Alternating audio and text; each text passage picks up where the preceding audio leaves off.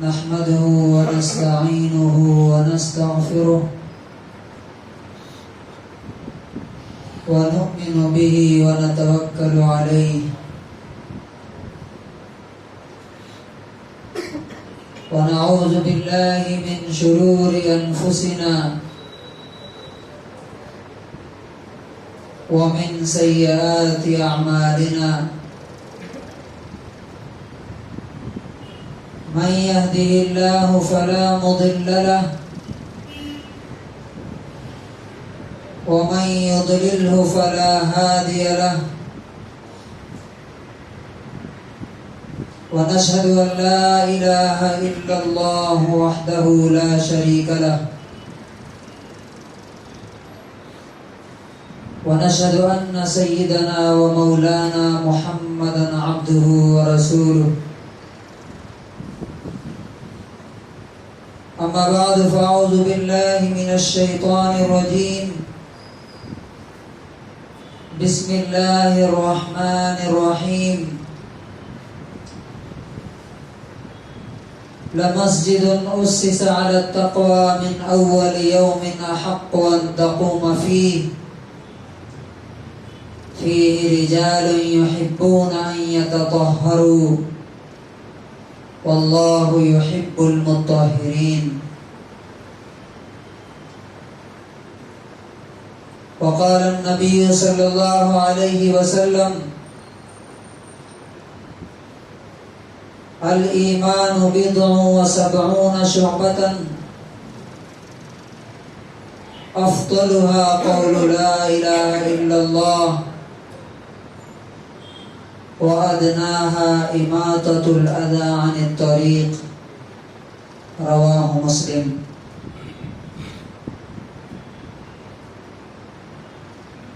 تمام تعریفیں ایک اللہ کے لیے ہیں جو زندگی اور موت کا مالک ہے، جس نے زندگی اور موت کو بنایا۔ وہ اللہ ایسا ہے کہ جسے موت دینا چاہے اسے کوئی زندہ نہیں رکھ سکتا، اور جسے زندگی دینا چاہے اسے کوئی مار نہیں سکتا۔ وہی اکیلا خدا جس کے ہاتھ میں عزت اور ذلت ہے۔ وَتُعِزُّ مَن تَشَاءُ وَتُذِلُّ مَن تَشَاءُ، تو ہی جسے چاہتا ہے عزت دیتا ہے اور جسے چاہتا ہے ذلیل کر دیتا ہے۔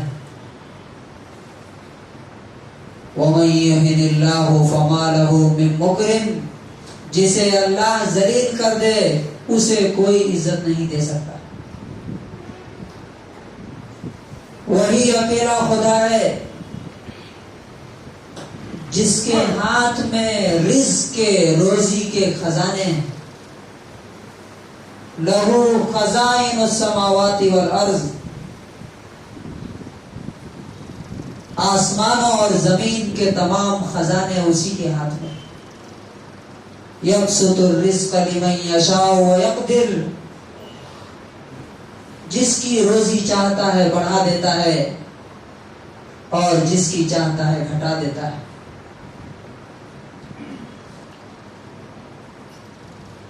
وہ اللہ کہتا ہے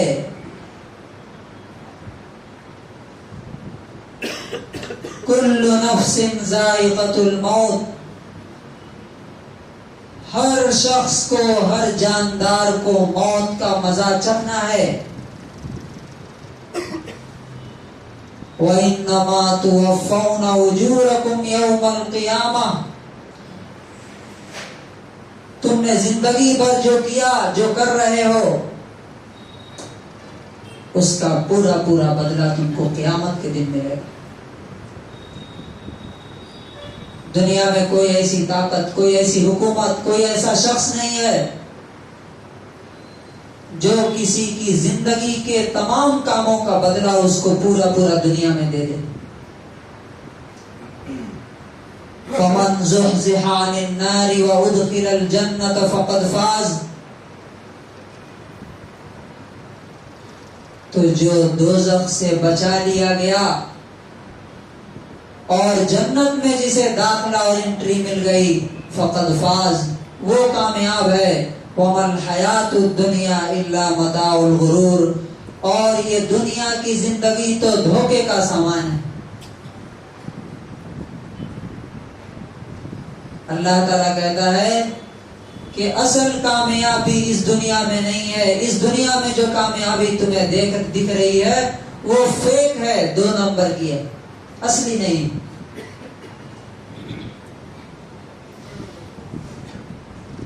اور آخرت کی کامیابی کس کو ملے گی وہ بھی اللہ نے بتا دیا. 4 چیزیں جس کے اندر ہوں گی وہ کامیاب ہے. والعصر ان الانسان لفی خسر، قسم ہے زمانے کی، تمام کے تمام انسان ناکام ہیں. چاہے وہ پرائم منسٹر ہو، چاہے وہ کوئی ارب پتی ہو، چاہے وہ کوئی بڑا بزنس مین ہو، سب کے سب ناکام ہیں. الا الذین آمنوا، سوائے ان کے جو ایمان لائے. پہلی کوالٹی. وعملوا الصالحات، اور نیک کام کرتے رہے. وتواصوا بالحق، اور سچائی کا پرچار کرتے رہے، ایک دوسرے کو پیغام سناتے رہے حق کا. وتواصوا بالصبر، اور صبر کی تلقین کرتے رہے. یہ 4 چیزیں جس میں ہوں گی وہ کامیاب ہوگا. اگر ان 4 کے بغیر، یہ بات ذرا غور سے سنیے، اگر ان 4 کے بغیر کوئی مسلمان کسی ایسے آدمی کو کامیاب سمجھتا ہے، چاہے وہ اسپیس میں چلا گیا ہو یا چاند پہ پہنچ گیا ہو یا کچھ بھی اس نے کی ہو، اگر یہ 4 چیزیں اس کے اندر نہیں ہیں اور اس کو کامیاب سمجھتا ہے، اس کا اللہ پر اور اس کے دین پر ایمان نہیں. اب سوال یہ ہے کہ جس شخص کو بھی اس بات پر یقین ہے کہ کامیابی آخرت میں ہے اور اللہ تعالیٰ کے ذریعے سے وہ ہمیں مل سکتی ہے، تو وہ یہ جاننا چاہے گا کہ اللہ تبارک و تعالیٰ کن لوگوں کو پسند کرتا ہے اور کیسے کام کو پسند کرتا ہے اور کس چیز سے نفرت کرتا ہے. ان میں سے ہم ایک چیز کی آج بات کریں گے جن کو اللہ تعالیٰ پسند کرتا ہے، اور وہ ہے پاکی اور صفائی. پاکی اور صفائی سے مراد کیا ہے؟ نمبر 1، آپ کا دل پاک اور صاف ہونا چاہیے. کس چیز سے پاک ہونا چاہیے؟ شرک سے، نفاق سے، بدعات سے، کینہ کپٹ سے. کسی کے بارے میں، کسی مسلمان کے بارے میں ہمارے دل میں کوئی بغض نہیں ہونا. نفرت سے، دشمنی سے دل کو پاک ہونا چاہیے. گناہوں کی گندگیوں سے پاک ہونا چاہیے. اس کے بعد ہمارے جسم کو اور ہمارے ماحول کو پاک ہونا چاہیے. اللہ تبارک و تعالیٰ نے سورہ توبہ کی آیت نمبر 108 میں ایسے لوگوں کی تعریف فرمائی جو پاک اور صاف رہتے ہیں. نبی صلی اللہ علیہ وسلم سے کہا، لَمَسْجِدٌ أُسِّسَ عَلَى التَّقْوَى مِنْ أَوَّلِ يَوْمٍ أَحَقُّ أَن تَقُومَ فِيهِ. اے نبی، وہ مسجد جس کا بیس اور فاؤنڈیشن تقویٰ پہ رکھی گئی ہے، وہ مسجد اس بات کی زیادہ مستحق ہے کہ آپ اس میں کھڑے ہو کر کے نماز پڑھیں. اور فرمایا، فیہ رجال یحبون ان یتطہروا. اس میں ایسے لوگ ہیں جو بہت پاک صاف رہنے کو پسند کرتے ہیں، اور اللہ تعالیٰ ایسے پاک صاف لوگوں سے محبت کرتا ہے۔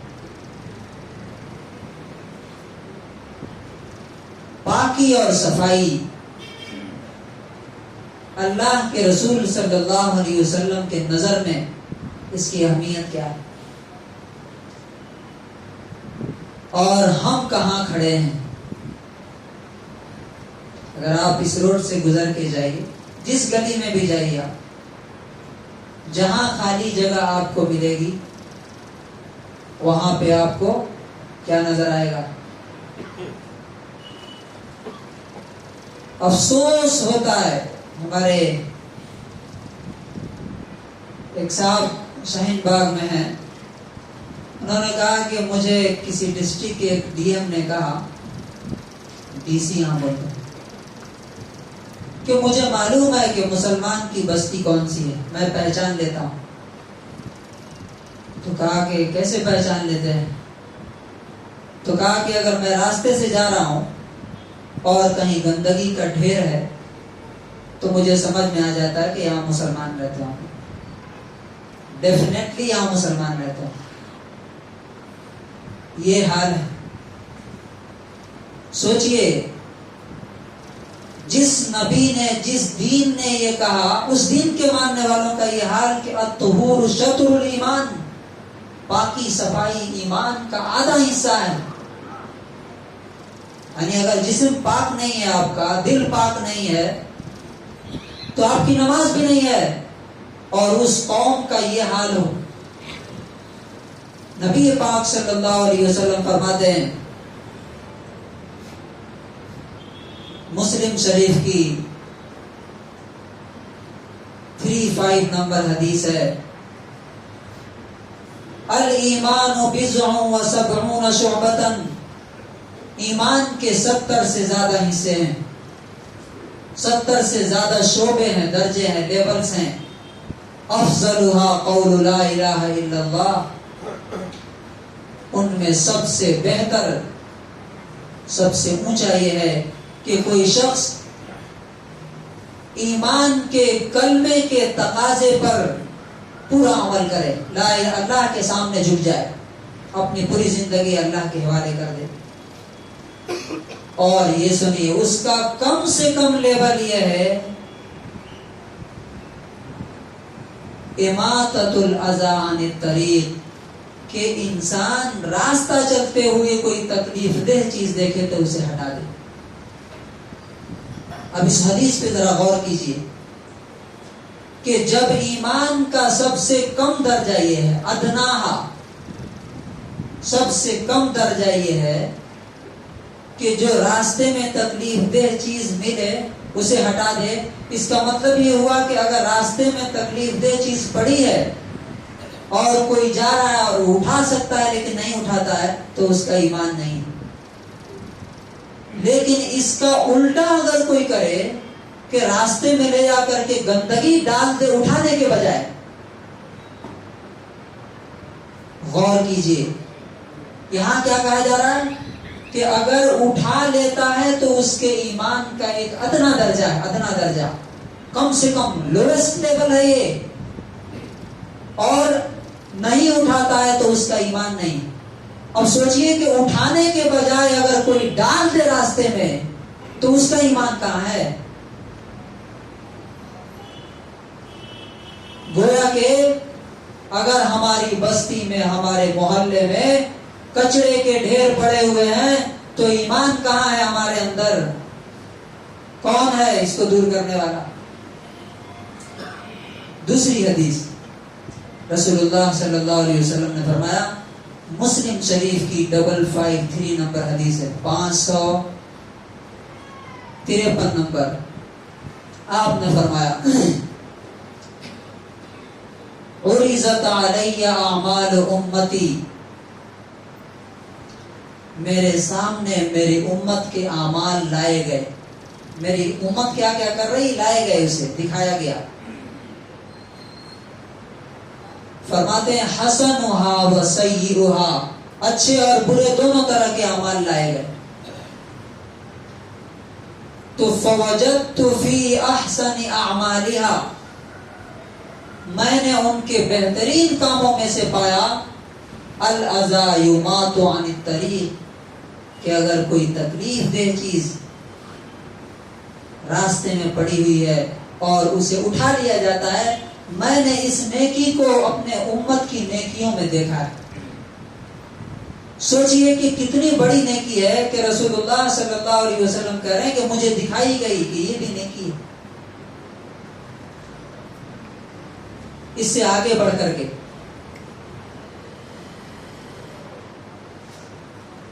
نبی پاک صلی اللہ علیہ وسلم فرماتے ہیں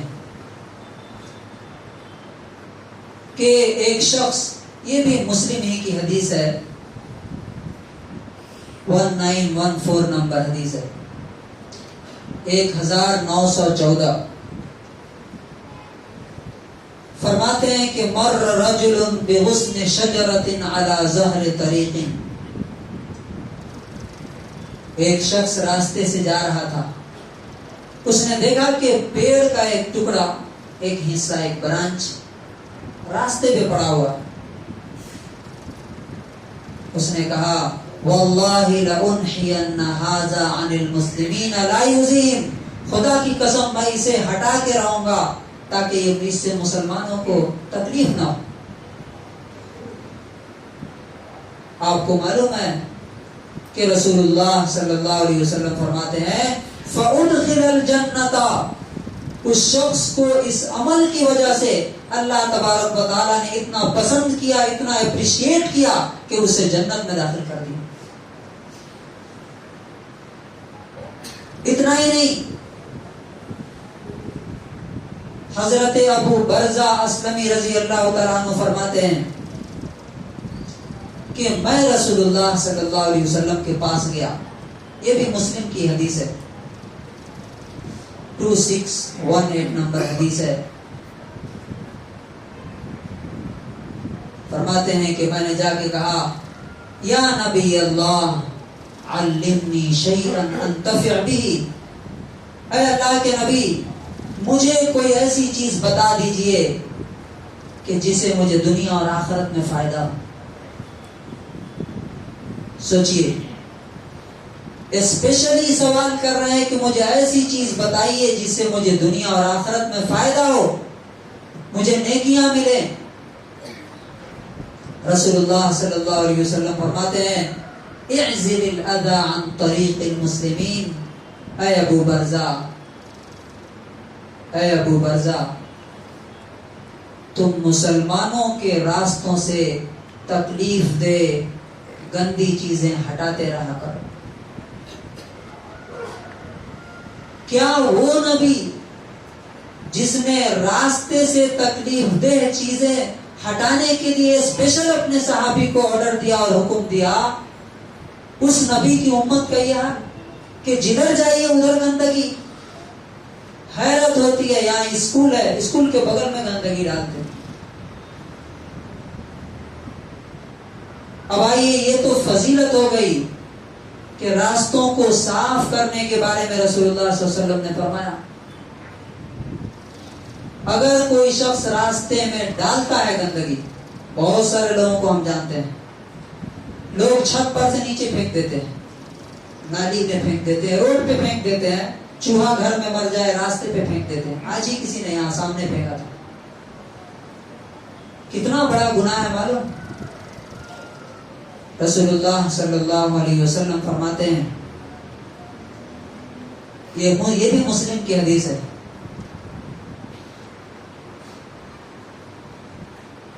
آپ صلی اللہ علیہ وسلم فرماتے ہیں اتقوا اللعانین، دو لعنت کرنے والی چیزوں سے بچو۔ یعنی اگر یہ دو کام کرو گے تو تم پر خدا کی لعنت ہوگی، بندوں کی بھی لعنت ہوگی، مخلوق کی بھی لعنت ہوگی، فرشتوں کی بھی لعنت ہوگی۔ لعنت سمجھتے ہیں نا؟ قرض، بد دعا۔ صحابہ نے کہا کہ وَمَن لَّعَانَنِ یا رسول اللہ، اے اللہ کے نبی یہ دو لعنت والی چیزیں کیا ہیں؟ تو کہا الذی یتخلی فی طریق الناس او فی ظلہم، وہ شخص لعنتی ہے، وہ شخص لعنتی ہے جو لوگوں کے راستوں میں گندگی پھیلاتا ہے. اب سوچئے کہ اگر یہاں پہ گندگی پڑی ہوئی ہے تو اس محلے پر خدا اور رسول کی لعنت ہو رہی ہے کہ رحمت برس رہی ہے. لوگوں کے راستوں میں گندگی ڈالتا ہے. اور نبی صلی اللہ علیہ وسلم نے یہ بھی فرمایا کہ لا تشبہوا بالیہود. یہ یہودیوں کی حالت تھی نبی صلی اللہ علیہ وسلم کے زمانے میں کہ ان کے محلوں میں جگہ جگہ گندگی پائی جاتی تھی. فرمایا لا تشبہوا بالیہود، تم یہودیوں کی طرح مت ہو جاؤ. طہروا افنیتکم، اپنے گھر کے سامنے کے کھلے حصے صاف رکھا کرو. کیا ایسا ہے کہ نہیں آج ہمارا؟ اب اس کی جو لعنت ہے، جو گناہ ہے، جو قرض ہے، وہ ہم سب دیکھ رہے ہیں اپنی زندگی پر. ایک چیز آپ دیکھیے کہ راستوں کی صفائی کرنے کے لیے ہمیں کہا گیا تھا، رسول اللہ صلی اللہ علیہ وسلم نے اسپیشل آرڈر دیا تھا، ہم نے اس کا بالکل الٹا کرنا شروع کر دیا. اس سے 4 بڑے بڑے مسائل پیدا ہوتے ہیں. جو پھینکنے والا ہے. اچھا، اس کی وجہ کیا ہے؟ لوگ کیوں ایسا کرتے ہیں؟ اس لیے کہ ہم لوگ دیکھ کر کے خاموش رہتے ہیں. میں نے کئی لوگوں کو دیکھا اور میں نے کہا کہ یہ گناہ ہے، مانے چاہے نہ مانے. ایک آدمی کو کہا تو اس کی بات سمجھ میں آئی، لے کے گیا گھر پہ کوڑا لے کے گیا. لوگوں کو سمجھ میں بھی نہیں آتا کہ یہ کتنا بڑا گناہ ہے. راستے میں گندگی ڈال دینا، لا کر کے گھر سے لا کے ڈمپ کر دینا. 4 بڑے بڑے اس میں نقصانات ہیں. سب سے پہلا، انسانیت کو تکلیف دینے کا بہت بڑا ذریعہ ہے. اور رسول اللہ صلی اللہ علیہ وسلم نے فرمایا کہ مسلمان جو ہوگا وہ کبھی لوگوں کو تکلیف نہیں دے گا. آپ کو معلوم ہے کہ اگر میں اپنی بات بتاؤں کہ میں کوڑے کے پاس سے گزرتا ہوں تو میری کیا حالت ہوتی ہے، اور میں سمجھتا ہوں سب کی یہی حالت ہوتی ہے کہ دم گھٹنے لگتا ہے اور مطلب زبان سے بددعا نکلتی ہے، اور باقی لوگ تو گالیاں دیتے ہوئے نکلتے ہیں کہ کیسے بدتمیز لوگ ہیں، کیسے جاہل اور اناڑی قوم ہے، جنگلی لوگ ہیں کہ ان کے محلے میں جو ہے یہ گندگی راستے پر رکھی جاتی. لوگوں کو تکلیف دینا، رسول اللہ صلی اللہ علیہ وسلم نے فرمایا کہ جو مسلمان ہوگا وہ لوگوں کو تکلیف نہیں دے گا. اس کا مطلب یہ ہے کہ وہ راستوں پر گندگی نہیں پھینکے گا. نمبر 2، اس گندگی، اس کچڑے کی وجہ سے یہ کتے جو آپ دیکھ رہے ہیں، جہاں بھی کتے ملیں سمجھ لیجئے کہ وہاں کے لوگ گندے سندے رہتے ہیں. جب آپ کچڑے لا کے ڈالتے ہیں ان کو کھانے کو ملتا ہے، تو اگر کتوں کو 2 چیزیں ملیں گی تو وہ وہاں سے کہیں نہیں جائیں گے. ایک کھانا، دوسرا شیلٹر، رہنے کی جگہ. کھانا آپ وہاں دے دیتے ہیں کچڑوں کے بیچ میں، اور رہنے کی جگہ وہ ڈھونڈ لیتے ہیں. اب وہ بچوں کو نقصان کیا ہے اس کا کہ یہ کچڑے ڈالنے والے بچوں کو مسجد میں آنے سے روک رہے ہیں انڈائریکٹلی، کہ وہ کتوں کی وجہ سے بچے مسجد میں نہیں آتے. اس کا پورا گناہ یہ کچرے ڈالنے والوں کے اوپر ہوگا. نمبر 3، کئی بیماریاں اس سے پھیلتی ہیں. ان میں سے اب جا کے نیٹ پہ چیک کیجئے، ٹائیفائڈ، اسٹمک کی بیماریاں، ڈائریا اور بے شمار بیماریاں، سانسوں کی بیماریاں، ریسپریٹری سسٹم پورا کا پورا ڈیمیج ہو جاتا ہے. سوچئے آپ نے راستے میں کوڑا ڈال دیا، اس سے بیکٹیریا نکلا اور اس کی وجہ سے کوئی بیمار ہو گیا، ٹائیفائڈ ہو گئی اسے اور وہ مر گیا. اس مرڈر کا گناہ کس کو ہوگا؟ جس نے وہ کوڑا ڈالا ہے اور جس کے کوڑے کی وجہ سے وہ گندگی پھیلی ہے اور وہ وائرس اور بیکٹیریا پھیلا ہے، وہ اس کے اوپر، اس کے گردن کے اوپر یہ پورا بوجھ ہوگا. اور چوتھی جو سب سے بڑی چیز ہے وہ بدنامی ہوتی ہے.